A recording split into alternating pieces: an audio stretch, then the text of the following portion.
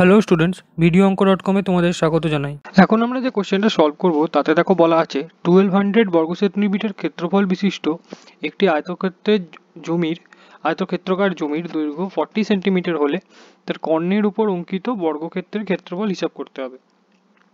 অর্থাৎ যদি আমাদের এবিসিডি এটা যদি একটা আয়তক্ষেত্র হয়, এর দৈর্ঘ্য বলেছে 40 সেন্টিমিটার আর এখানে ক্ষেত্রফল এরিয়া বলা আছে 1200 বর্গ সেন্টিমিটার। তো এই কর্ণের ওপর যদি একটা বর্গক্ষেত্র অঙ্কন করি তার ক্ষেত্রফল কত হবে এটা আমাদের বার করতে হবে।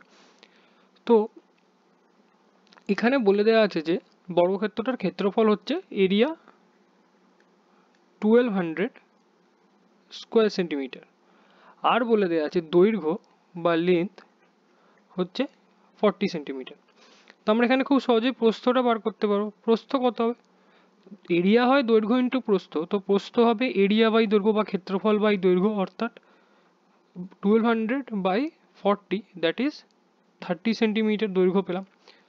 দৈর্ঘ্য যদি 30 সেন্টিমিটার হয় তাহলে আমরা জানি আয়তক্ষেত্রের কর্ণ বা ডায়াগোনাল বের করার ফর্মুলা কি? আয়তক্ষেত্রের কর্ণের ফর্মুলা হচ্ছে √ অফ দৈর্ঘ্য স্কোয়ার প্লাস প্রস্থ স্কোয়ার। তো এখানে দৈর্ঘ্য হচ্ছে আমাদের 40 স্কোয়ার প্লাস 30 স্কোয়ার। 40 স্কোয়ার হচ্ছে 1600, 30 স্কোয়ার হচ্ছে 900, অর্থাৎ আমরা পেলাম √ অফ 2500 একে লিখতে পারি আমরা 50। এখানে +50 আর -50 দুটো আসবে। -50 তো আমরা নেব না, কারণ লেন্থ ডায়াগোনাল বা এইসব জাতীয় লেন্থ জাতীয় কোনো কিছুই নেগেটিভ হয় না, তো আমরা +50টা নিলাম। তো ডায়াগোনাল কর্ণ পেলাম আমরা 50 সেন্টিমিটার। তো এখানে বলা হচ্ছে এই কর্ণের ওপর যদি আমরা একটা বর্গক্ষেত্র অঙ্কন করি, এর অর্থ হলো বর্গক্ষেত্রের প্রতিটা বাহুর দৈর্ঘ্য হবে এই কর্ণের দৈর্ঘ্যের সমান। আর আমরা জানি বর্গক্ষেত্রের সব বাহুর দৈর্ঘ্য সমান হয়, তো বর্গক্ষেত্রের প্রতিটা বাহুর দৈর্ঘ্য হবে এই কর্ণের দৈর্ঘ্য সমান, অর্থাৎ 50 সেন্টিমিটার। তো বর্গক্ষেত্রটার ক্ষেত্রফল কত হবে?